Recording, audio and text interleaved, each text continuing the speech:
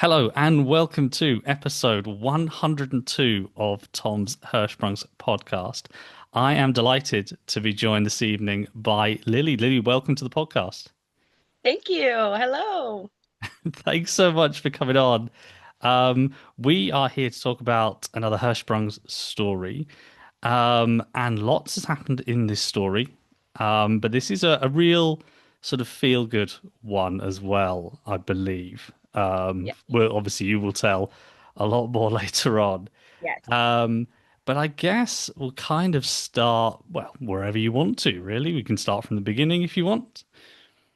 So I we went to the hospital January 31st because that was originally my due date and I was feeling a lot of pain, so they went ahead and induced me and the labor went beautifully. I had him at 1:54 in the morning.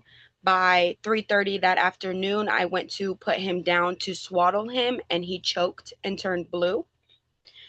NICU nurses came rushing in and they took him to the NICU to do some tests and kind of feed him because he was not taking any bottles or any fluids, like he wasn't accepting nothing. So when they took an ultrasound, they realized that he had a blockage in his abdomen that was right near his colon. So they kind of watched it and kind of took ultrasounds every day and was like, okay, it's like a small regional hospital that I gave birth at. So they went ahead after the fourth day to transfer him to a major children's hospital where they have more machines and more equipment to do more work. So about the fifth day of us getting to the hospital and getting comfortable, um, they decided to take a piece of his colon out, kind of do a little procedure to where they took a good piece of it and kind of watched it grow over the next couple of days to see if there was no nerves in his colon. So I want to say maybe after a good 3, 4 days of it growing, they came back and told us that it had not grown nerves and that he does have a condition called Hirschsprung's disease. Me and my wife were kind of looking at each other like, oh no, like, what was that? We're very unfamiliar with it. I've never heard of it. And he's like, okay, this is what's going to happen. So he kind of sat us down and he explained to us. And the major thing he explained to us is Hirschsprung's enterocolitis, Right. which is fevers, disgusting poop, hard tummy, things like that, and it could be very fatal within 24 hours if not treated. So he kind of explained, kind of watched Oakley, my son, a little bit, and maybe a week after they decided, okay, let's feed him, and he did amazing with feeding, and um, he said we're going to start something called irrigation, to where so we put trying to think of the words to say it without um we put they gave us a hose to flush fluid and push fluid up his rectum to kind of try to pull everything out. And he did beautifully with that. So after a good 15 days of being in the NICU, they decided that he was doing amazing and they've never seen a baby with this kind of condition that was doing so well. So they sent us home for about 3.5 weeks until they were planning to do a major surgery called a pull through. They gave us the date through surgery. We arrived at the children's hospital.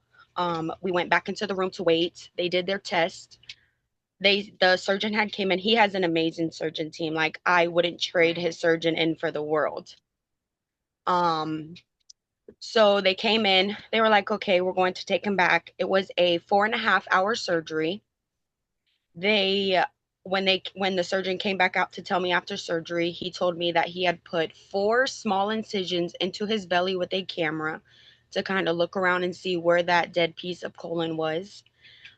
He went up through his rectum with a laser and decided to cut a good chunk of his colon and he pulled it to his rectum, and they watched him for a couple of days until he went to the bathroom. And once he started going to the bathroom, they decided to send us home. And now we see him every 3 months to get checkups for it. Right. I mean, Yes. that's a heck of a first few, well, Yes. yeah, a couple of weeks, give or take, the 15 Yes. days you said in the NICU, which Mhm. is, yeah, a long time to spend there. Um, Right.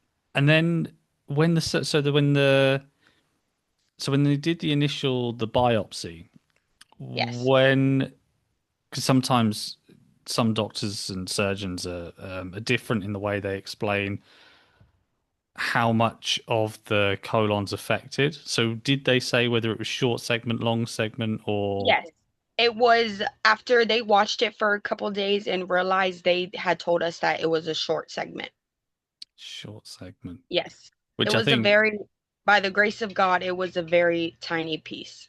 yeah, yeah, Yes. no, I think from the research I've done and from people I've spoken to, short segment is the most common.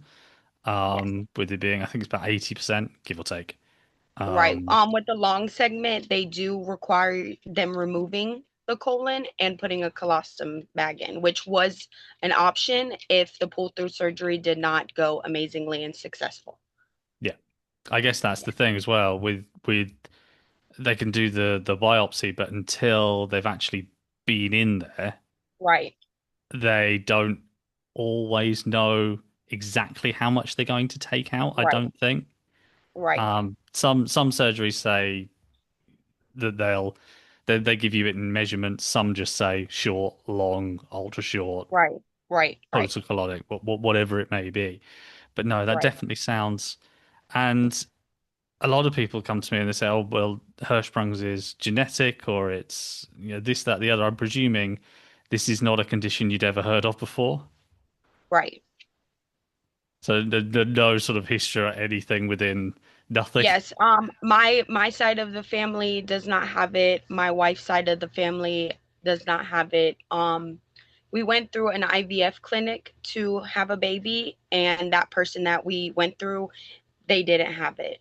The person. So it and his medical team did say it is a very common disease, and most people don't know about it until they go home and years later. Really? Yes. He said some What's Um, so a lot of people when babies are born and you think, oh, your baby can't go to the bathroom, oh, it's normal because they were in the belly for so long, or oh, it's the milk, or you tend to think of so many things, and then when you finally go and be like, hi, my baby is really crying and really upset, then they do test, and a lot of people are amazed when they hear that word. I had to explain to my whole family about it. Oh, I can imagine you did. Yes. Yeah, it's one of those conditions where it's not a 2 minute explanation either. Right. I imagine it's like, right, okay, this is this, and then this happens, and I Right. imagine it was a little bit of a more of a sit down conversation. Is that right? Right, right. A long sit down conversation, and okay, this is what happened. I had to draw them a picture of what the surgeon drawed me and showed them. And yes, Wow. So yeah, it is. Yeah, it's a complicated illness, but that's yes, interesting that they believe that it's more common than, I mean, the generic terms, obviously right, 1 in 5,000, right, which right, I think makes us rare, but not like ultra rare. I don't know what the right, right, correct term is. right, Um, correct. but from some of the surgeons I've spoken to, they have of the same opinion, where they think actually it's more than it's more than that. It's probably more Right, like 1 in 3,500 or 4,000 or whatever it might be. And right, that might be the reason, as you said. I know I'm just sort of surmising here, but that might be the reason you said some people might actually not know that they've had it, or right, do I say have it or have it, until they go home, and they may think, oh, actually, I've struggled with stomach issues, right, and might not even, because like you said, you went to a smaller hospital and then a larger regional hospital. right, A lot of the smaller hospitals, I can't imagine have heard of Hirschsprung's a great deal. right, right. Or they don't have the equipment to be able to, do small procedures like that because the hospital we went to was very small, very, very small. Their NICU was very small. And when they transferred us to the children's hospital, as soon as I was there, they were able to explain to me what was going on and what they were going to do and what tests. Then waiting 4 days for answers. I got answers right away, and they started doing stuff the next day he arrived. Yeah. Yeah, and obviously that's far helpful for both of you as well. Right, Far more helpful than sort of coming back, waiting, and then like the biopsy, for example. Doing the biopsy, you can have that sort of that can then come back pretty quickly rather than right, going away for I think you said like 4 days or something. right, and not know nothing. No, no. Yes, So you said you were in the NICU for about 15 days or so. 15 days. How did you, I guess, pass the time in that 15 day period? Because I know that can be, having spoken to a lot of mothers, it's that sort of you can't necessarily do anything. You can't leave. You can't, do the operation yourself. How Right. did you kind of negotiate that? So the main thing that I did was take a lot of walks. Outside of the hospital is a beautiful walk around, as well as a mini golf like thing that you can play mini golf in, and there's a basketball hoop. So there was a lot of things to do outdoors, and we went to a lot of like activities they had in the hospital, coloring, make you a basket. I went and made a lot of things for my son, to help pass the time, and we ended up staying in his room with him the whole 15 days. They let the parents stay, so yeah, we did not leave. One day, I my heart hurt when we went to the gas station for 2 minutes. Yeah, I So mean, you just, but that makes absolute sense. So you don't want to, obviously, you don't want to leave at any point, do you? Because for whatever reason. But yeah, no, right, it's good that you were able to stay in his room with him as well. yes, That's excellent to know because then yes, yes, you can be with him at all times, which is right. fantastic. And they also did include me every morning in rounds. They asked me if me and my wife would like to stand out there and listen to all the doctors talk. So we did that majority of the days, but some days I just sat back because I'm a worry wart. So I ask 1,001 questions, and sometimes I felt like I didn't let them talk or get what they had to say before I jumped in and was like this or this or this, and they were like, "Calm down, let us finish." So But that's the thing, especially with it being a condition that you've never heard of before, and right, that a lot of families go through this similar situation where they haven't heard of Hirschsprung's, never mind right, note what part of the body it might affect. You right. are going to have a million questions, aren't you? Yes. And I feel like the you get answers, and then there's more questions, and then there's more questions, to where my surgeon, my son's surgeon, sat us down for a good hour and a half, 2 hours, kind of like, okay, let me dumb it down for you. Okay, this is what's going on. This is what is gonna happen. This is everything. Here's a paper. I highlighted some stuff too. Like, he was very understanding with us, and helped us a lot. That's really good to hear. That is really good because you Yes. can. So when people start going into medical terminology, and Right. sometimes for doctors and nurses, it's everyday language for them. Right. They're talking about ganglion cells, they're talking about Yes. this and Yes. that and the other. And sometimes they can talk to you about all of this stuff, knowing what Right. they mean, but the Right. But fact that us they not went down, knowing. yeah, Right. yeah, because like you said, Right. it's completely new to you, and Right. it almost, yeah, I don't want to use the phrase dumbed down because I think that's, Right. but it needs to be, yeah, simplified a Right. little bit just because it's so new, and these are completely new terms that we're Right. having to get used to.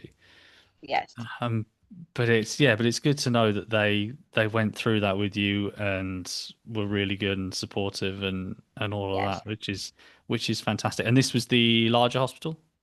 Yes. It's a A1 rated hospital. I presume that's a good thing.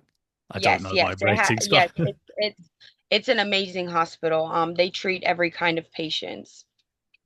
Yes. fantastic. No, that sounds, well, A1 sounds fantastic. So I Yes. presumed it was a good one.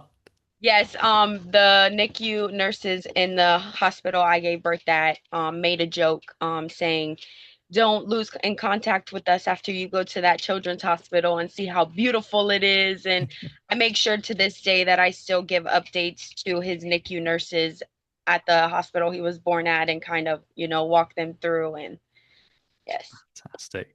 And if I take you right back to the beginning, you said, see, giving birth in January, and we are talking about this January just gone, January 2025. So yes, only Oakley is only about 8 months or so yes. He or just so turned eight old. months on the first. Yes, Fantastic. So yeah, yes, so he's one of my youngest people to be on the yes, podcast. yes. Oh, But that's that's awesome. fantastic. So no, Right. thank you so much for doing this as well, because I know You're so welcome. Right. eight months after giving Yes. birth is I have to be very honest. Watching your other podcasts and watching your videos have gave me a lot of strength and a lot of courage to be able to post more and tell his story. And I wanted to share his story that way any other moms or any other family or anybody that just feels alone with any, health condition that their child has. I'm here to lend a hand, to lend an ear, to lend a shoulder, just help the community. that's brilliant, because I think there is way before I got there a really good Hirschsprung's community online. Right. And I know I mean, so interviewed most of them. Um, Yeah. but it's, I think that kind of support is, like you said, is so important. I know probably my parents 30 years ago would have benefited from having some kind of, whether it be the forums, whether it be the Facebook things, whether it be Right. TikTok, whether it's, Instagram, whatever it might be. Um, what else? I guess from those sort of TikToks and um, not Instagram, the TikToks. What else have you found, or who else have you found really sort of beneficial? Do you think? I found another mom on there who I do watch. Her son, I want to say, is maybe 6 or 7, and they are quite in the hospital a lot. Unfortunately, he does have a lot more problems and a lot more issues. But I always tell her, I'm praying for him, and I tell him. So sometimes I don't want to, not necessarily brag, but to tell everybody how much of a success my son has when I hear other people's stories. Yeah. It's like a kick in the face, and I personally don't like that. So I'm like, oh, my son has Hirschsprungs too, and if they go to my page and watch the video, then they watch it. But I'm not the type of person to be like, oh, well, my son is, good. I love hearing all stories. I love children. If I could have them, I would have a ton of them, Yeah. you know, and so I'm just now starting to get into more watching more videos. I try to kind of check out who you have on your podcast. That way I can, try to learn a little bit more. Um, but yeah, I'm excited to see how many more others I can meet. Yeah. I mean, there's so many. I mean, so many people. Right, I mean, and those are just the people I know, and I know that I'm missing loads and loads and loads of people. So right, yeah, there is a. I think for people who think, oh, well, it's such a rare condition, I won't find many people, or I've got a child with long segment, or whatever it may be. right, You might think, oh, well, actually, I won't find that many people. There are a lot more, I think, right, than than maybe people first realize. But I right, take your point as well when you mention, because Oakley's doing so well, right, it's it's almost harder in a way, right, because you then feel, actually, I do I want to share the success when people are going so well? But I think I'd look at it, yes, slightly the other way and go, actually, the more success stories we share, right, possibly the more, I know everybody's different, and we're never going to say this is how this is going to happen, or whatever. right, But the more success stories we share, the better. I think that does give a lot of hope to people because I think Yes. sometimes when I read a lot of stories now, people who message me and whatnot, and I do hear lots of things that maybe don't go so well, or maybe Right. people are struggling with this, that, and the other. Sometimes to hear that things are going really well, Right. I think is a positive. Yes. Very much. It's But it's amazing to hear anybody's story and to hear, you know, anybody, I love hearing any kind of stories. I'm on the whole medical side of TikTok, so I hear all the stories about all these, health conditions, and it melts my heart. yeah, yeah, it's. But I think it's one of those where because I mean, there's so many different varieties of Hirschsprungs, and then Right. all of those varieties come with their own potential other conditions as well that are associated with Right. Hirschsprungs, and everybody's completely different. That sometimes Right. just hearing actually things are going quite well Yes. is really nice. And I know I've been getting messages from people who want these kind of episodes that we're doing today, where Right. there's not it's not so much drama involved Right. potentially, and it is very much a case of yeah, this happened at the beginning, but actually, you know, eight It months turned in, around. yeah, and Right. things are going well. So just sort of on that point, I guess, how is Oakley now? So Oakley is doing amazing. His surgeries have healed completely, or I mean, I'm sorry, his incisions have healed completely. Um, we do not have to do no more irrigations nor dilations. So he is kind to, his surgeon said just let him go, even if he goes to the bathroom one time, two times, three times, it's good. Long as it's moving. His stomach is always very soft. Okay, come, I know, come Do you want on. to come and say hello? Come on in. For audio listeners, Oakley's just joined us. So he is doing amazing. The only thing that was a big trouble for us after is that he had skin tags from the surgery. So it took a while for them to go away. We're still using the special cream that we used when he did have surgery. So those are just little minor things that we still have to do. But he's doing amazing. Brilliant. That's so, Yes, so good to hear. yes, Because like you said, with surgeries and whatnot, obviously there's right. all manner of things to think about and what have you, but great to hear that he's doing so, so well. Yes, Um, and I think you mentioned that the pull through was around 2 months old, was that right? yes. It was March 27th, so he was almost 3 months old. Almost 3 months. No, oh Okay. no, I'm sorry, almost 2 months. Yes, Yeah, almost two. January to March. Yeah. Yes, Yeah. yes. Sorry, my bad. It's late No, here. you're okay. I wasn't even thinking. Time has gone by so fast. These months have flew, and I I told my wife the other day, I'm like, okay, hold on. I gotta tell you his story again and make sure I remember everything that happened and make sure I'm saying everything right. And there's a couple times where she was like, hold on, this is what it's called. And I'm like, this is why I needed you. Thank you. Yeah, yeah, because I imagine again when you're, I guess, kind of go back to the NICU as well. When you're in the thick of it Right. and you're talking to doctors and you're spending lots of time in the NICU, I guess all of it. Well, certainly when I've spoken to other people, all of it kind of melds into one great Right. big blur. Was it similar for you?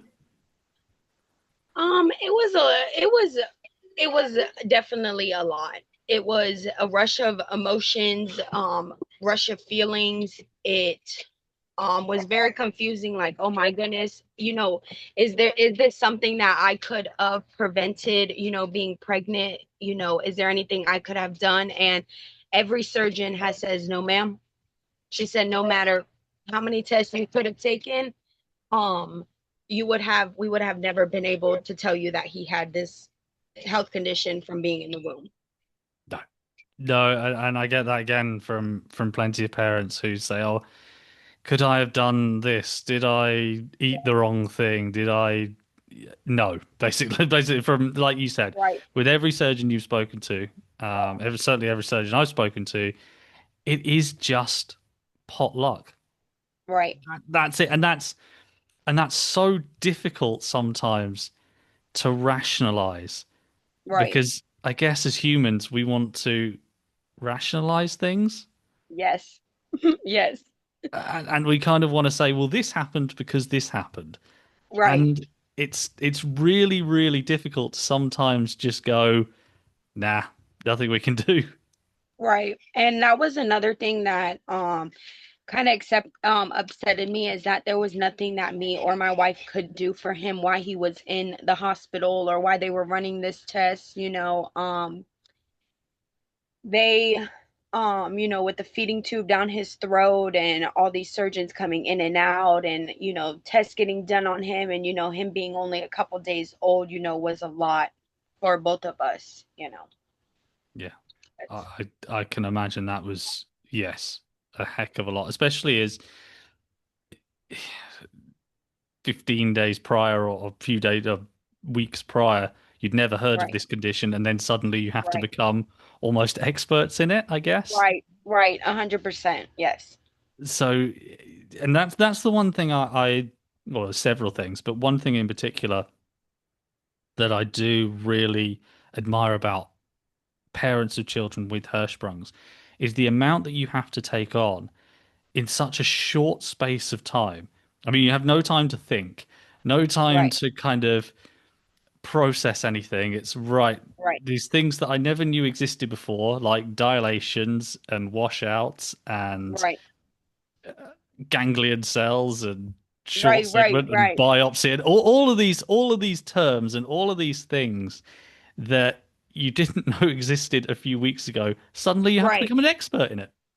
Right, when they ended up taking a piece of his colon out to watch it, they like I said, they used medical terms, and then after they did it, they kind of sat us down and was like, okay, this is what we did, Yeah. you know. Yes. Wow. That is, yeah. And then you have to, Be yeah. And like, then I guess you okay, have to. right, you have to be like, okay, well, any answers? And then they're like, no, it's going to be a couple days. And then every day you're like, okay, anything, anything, anything. And then they're like, no, we'll come in. And your anxiety and your heart, and you just get that nauseous feeling in your stomach, like, oh my goodness, could it be, short? Could it be long? Like, Did no you? answers, but just No, waiting. no, exactly. And that's not like a doctor fault. It's just one of those things you just have to. Right, It's just a waiting game, unfortunately, right, sometimes, especially with things like biopsies. right. Um, and in that time, did you sort of Google stuff and try and find out more? Because I know some people are like, no, I don't want to Google anything, and some people are like, we want to know everything. Yes. I did a lot of research myself. I had a notebook that I kind of jotted everything down. I looked at a lot of images. Um, And I'm not gonna lie, Googling it was very scary. It was the things that sometimes it tells you, or the pictures that it shows you, it is very fearful. So, like my surgeon, he always tells me, listen, you can't listen to everything that has Google. Read it, jot it down. Any questions you do have, you come to me, you ask me, and I will tell you true or false. So that's what I did. And every couple visits he had after his surgery, I would say it was every either month or 2 months that we had to go back and see him to do monthly checkups on him. And I would write down all my questions or all the things I read, and I would take it to him and I would show him, and I'll be like, hey, this is, my question. This is my question. Is this true? And you don't know how many times he told me no. Just log off of Google. Yeah, Just log off. yeah, He's like, let me definitely. send you home a packet, and you read through that packet and you highlight everything and do your little notes and all that on the packet. And that's all the true information that you need. Yeah, So definitely. to this day, he still explains the Hirschsprung's enterocolitis to us. They were very on top of us about that, because we are young, and um, they, didn't want us to not know what to do or get stuck in that situation. And that, they were like, here's my number, here's my card, like I'm gonna make sure I call you. And I would say maybe 3 months, 4 months of him being home after surgery, they did give us a call and asked how he was doing. And then here recently, they sent a card with like 7, 8 nurses that signed for him of the NICU team, and heard that he was doing amazing and that he will be going to the hospital tomorrow for a circumcision surgery. So they're all can't wait to see him, and it's just the love is so, so unconditional and so real, and it helps you a lot. Yeah, I can imagine that that really helps. That I Yes, mean, that they took the time to do that because obviously we all know that nurses and doctors really care about the patients right. and whatnot. But the fact they took time to call and send a Yes, card and that's really, really good to hear. Really good yes. to hear. The one thing I can definitely say is build you a support team. Build you a support system. Have a support system. Don't, want to keep everything bottled in and not explain to nobody how you feel about this. A support system is a number one key, for parents that have children with this health condition. Yeah. Yeah, Yes. I think again, having spoken to several parents as well, they do believe that's really, really important. And I Yes. know it's kind of sort of say sort of easy to think about actually a support system would be good. I think we all know that it would, but it's sometimes not as easy to open up. I guess Right. some and everybody's different. Some people really, really struggle. I know you said at the beginning you found it very difficult to write his Yes. Oakley's story down, and that makes absolute sense because Right. it is, and I don't use this word lightly, and I know it's often overused, but a traumatic time. It is a Right. traumatic time. Yes. Um, Understandably, you're going through all manner of things that you didn't know existed beforehand, and now you have to know all of these things, and it's an incredibly, it's a bit of a whirlwind, I guess. Yes. Yes. It can And work you up and many emotions, and already having a baby and dealing with postpartum depression and really going through it, it's really good to be able to open up, whether it is a partner, whether it is a nurse in the NICU. The nurses, I was talking to my other friend, she's a mom as well, and I told her, I said, you cannot find one nurse to just let all your anger out on, because you're just have so many built up emotions, and they're so sweet and so loving for your child, and come running if they hear a peep from them, that you can't find no one to get mad at, and you can't, explode on anyone. And I think that's why walking helped a lot too. I could go outside and I could scream, or I could tap my foot, 100 times, or I can just look on my phone and cry, so it was a lot of advantages to that. yeah, most Yeah. definitely. I think walks are underrated, Yes. massively underrated. Yes. But it sometimes, and again, everybody's different, but I think having that mechanism of release Yeah. is because there are going to be a lot of emotions, whether it's relief, whether it's anger, whether it's Right. and everything in between. I mean, from I guess from my own experience as well, you kind of think, well, why me? Right.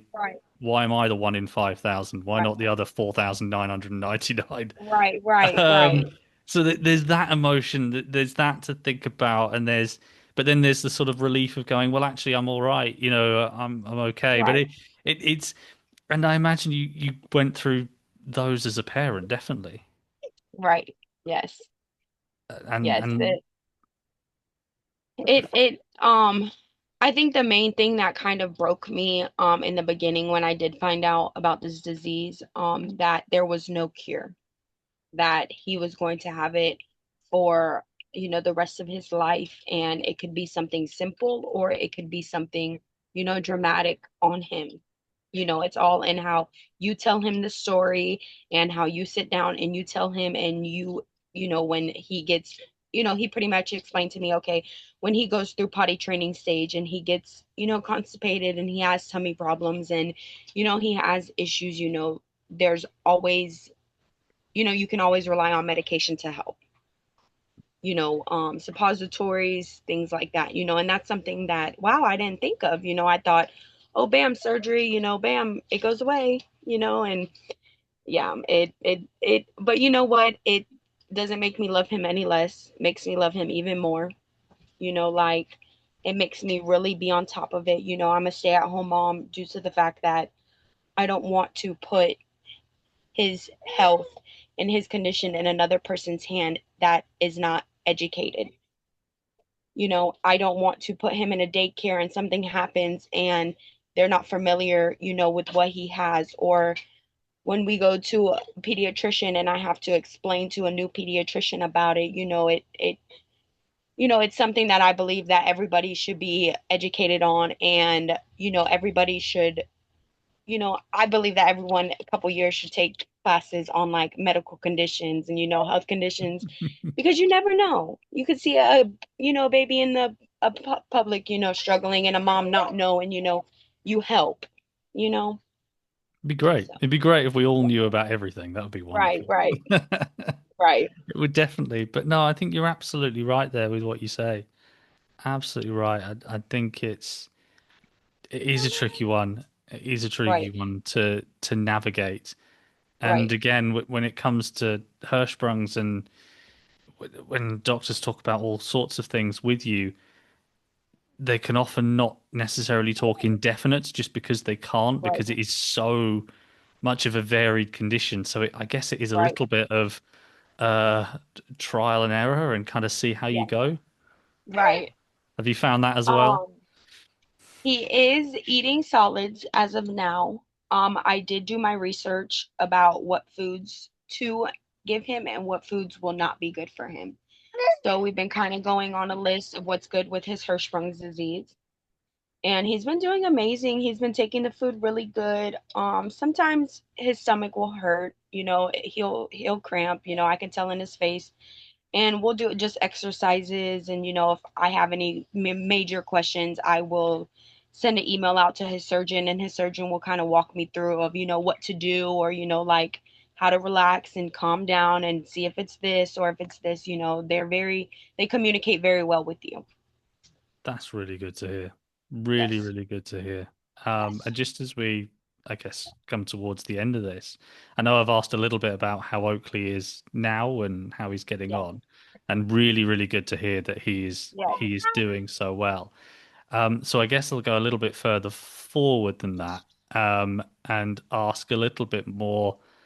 I know Hirschsprung's in future is a little bit of a difficult subject because sometimes we don't really know, what's around the corner. But what do you hope for Oakley's future? Oh, there's so many things I hope and wish for him, and um, I just hope that he continues to do amazing, with his condition. And I hope that when he gets older, I'm able to sit him down and be able to talk with him and explain to him, that this was not your fault. It's just things can happen very unexpectedly, Yeah, you know, absolutely. and I hope, he lives long. Yeah. Yeah, well, you could Yes. play him play him back this podcast when he's Yes. old enough I to always listen. I told my mom, she came down here a few weeks ago to see him because it's I don't want to risk traveling. A lot of my family lives states away, so due to his health condition, I don't really like traveling if I don't Yeah. have to. Just because his surgeon is here, and just in case I have to rush into the hospital, I'm right at home. And, I told my mom, I'm like, I can't wait till he gets married and he gets, meets a lady, and I get to sit down with her and explain all the things I did to him, when he was a little baby to help him with, this health condition. And, I can't wait. Oh, that's so, so good to hear. But no, thank you so much for coming on. Yes, And I know it goes without saying, but I'll say it anyway, that I wish both you, your wife, and Oakley all the thank you. very, very best Yes, for thank whatever's to you. come in the future. Yes, I really appreciate it. And I hope a couple years from now we can be right back here doing it again. Absolutely. Would love to have you Yes, to return. Absolutely. yes, Thank you so much for coming on. yes. Thank you so much.